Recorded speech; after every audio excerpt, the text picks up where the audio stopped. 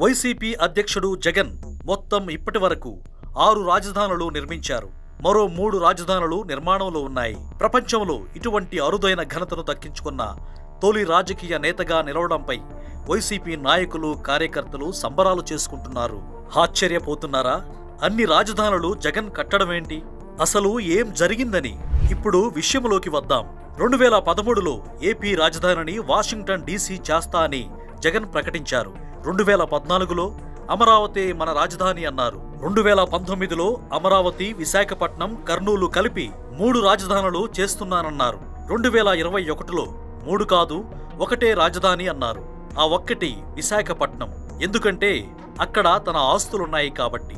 2022లో విశాఖ మన రాజధాని అని ప్రకటించారు. 2023లో ఏపీకి ఒక పెద్ద సిటీ రాజధాని అవ్వాలి అన్నారు. 2024లో ఈ రాజధానులన్నీ తూచ్, హైదరాబాదే మన రాజధాని అన్నారు. 2025 జనవరిలో నాగార్జున యూనివర్సిటీలో 500 ఎకరాలు చాలన్నారు. 2025 సెప్టెంబర్లో అమరావతి రాజధాని అంటున్నారు. 2029లో అధికారంలోకి వస్తే అమరావతి రాజధానిగా ఉంటుందని, విశాఖపట్నం వెళ్లమని నిన్న సజ్జల రామకృష్ణారెడ్డి ప్రకటించారు.